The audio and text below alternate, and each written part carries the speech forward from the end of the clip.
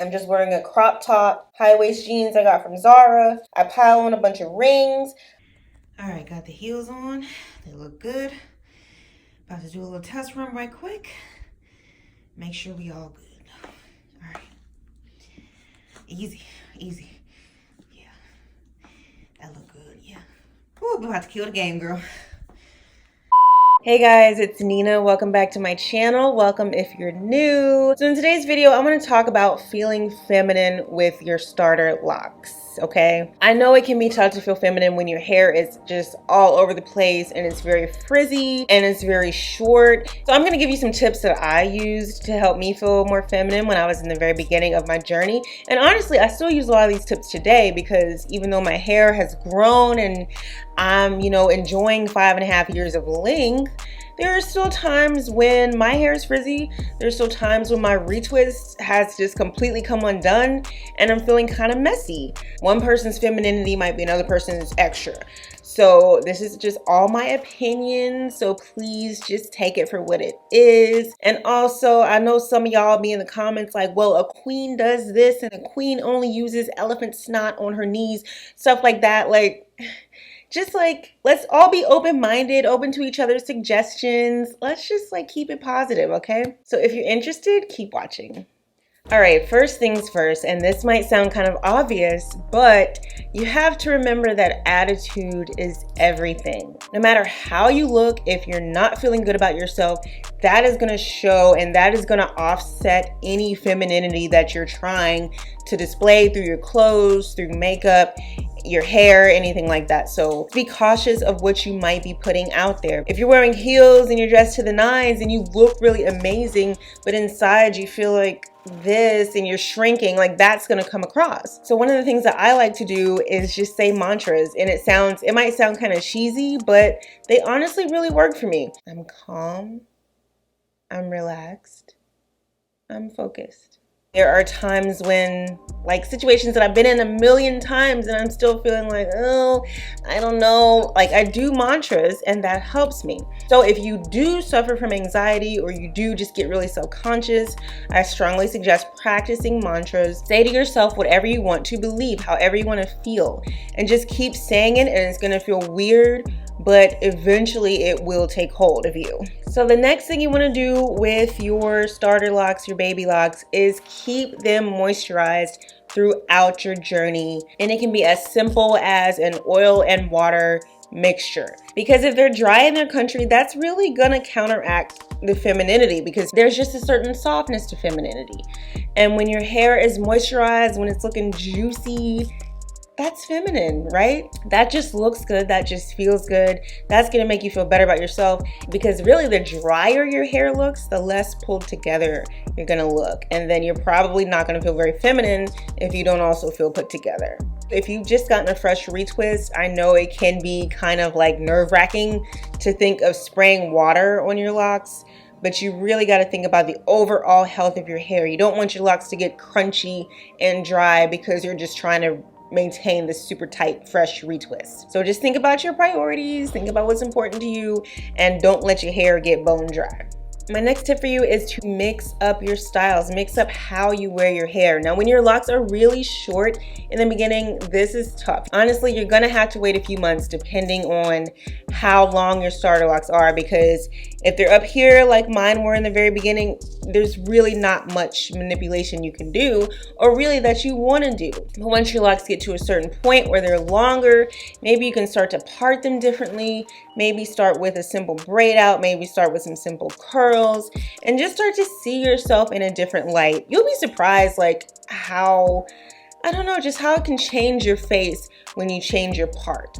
Maybe a center part is not the best part for you. Maybe a side part looks better, or maybe the reverse. Maybe a center part looks better on your face. So once your locks get to a certain point, start experimenting with wearing them in different ways. I still don't suggest a lot of manipulation, but just part them a different way, add a little bit of texture to it, and I think that that will help you feel a little bit better about how they look. A lot of people like to wear accessories in their locks.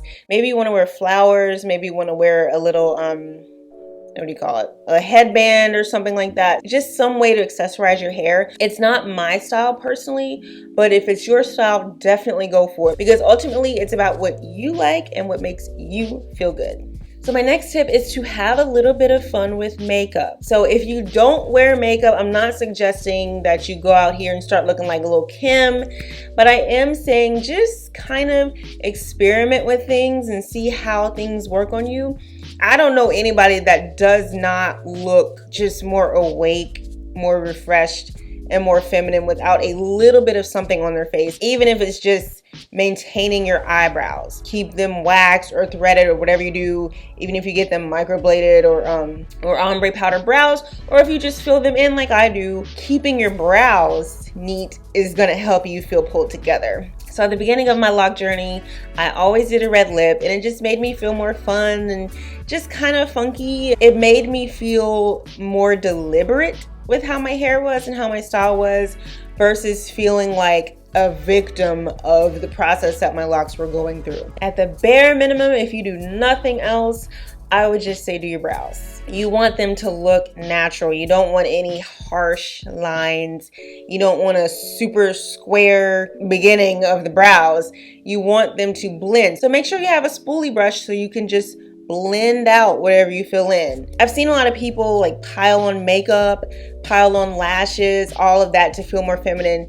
And if you feel comfortable with that, that's one thing, but you really don't, or at least I don't think you need to do all of that. Sometimes it's just the simple things. Having your brows a little more defined, maybe putting on a little bit of mascara. If you don't wear foundation, try a little bit of tinted moisturizer. But when you see your face more awake and more alive with, just the right amount of makeup, you will feel more feminine. So my next tip is to think about your space. Think about your home, think about your room, whatever space you have. Think about making that space more feminine and just filling it with that soft energy that you want. When you have a warm and comfortable, attractive space, whether it's a room, whether it's your own home, apartment, whatever, you're gonna carry yourself a certain way coming from that kind of space and then going out into the world. It's not about splurging on anything. It's not about anything fancy. Just pick out candles that you like, throw pillows, plants. I love plants. Cute wall decor, magazines, anything that you really like, that you feel like is an expression of you, photos of friends and family. Have those things in your space and just make it your own and bring that feminine vibe and energy into your surroundings. And my last tip is to be conscious of your wardrobe. So if you always wear jeans and a t-shirt, it might help you to just mix it up a little bit. Maybe try a jumpsuit one day, maybe try a little maxi dress one day. Just mix it up. I'm not saying that you have to show skin. I'm not saying that you gotta toot your booty, show cleavage, anything like that.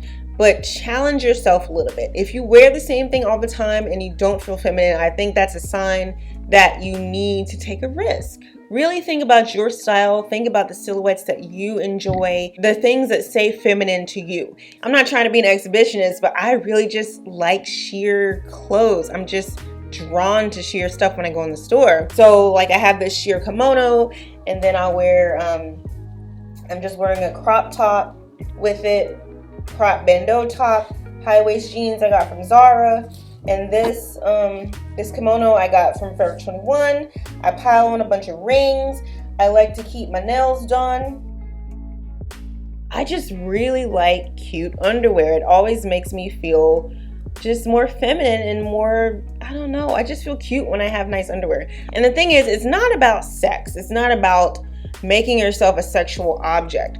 For me, it's attractive things that I like that I'm putting on my body, and I see them, I feel like a certain joy. It's just about how you take care of yourself. So if you don't wear heels ever, don't force yourself to wear heels, because you're going to end up with the little T-Rex walk and it's not going to look cute. It's going to look uncomfortable. Whatever it is that you decide to do, just make sure that it's true to you. I think it's good to push yourself and to challenge yourself a little bit, but respect the person that you are. Because ultimately, femininity, as you know, I'm sure you've heard a million times, is really about the confidence that you have in yourself and who you are. At the end of the day, you have to remember that your starter locks, no matter what they look like, no matter how long they are, no matter how frizzy they are, they're just a small part of the full you. So those are my tips. If you have any more tips, please leave them in the comments. And thank you so much for watching. I will see you next time.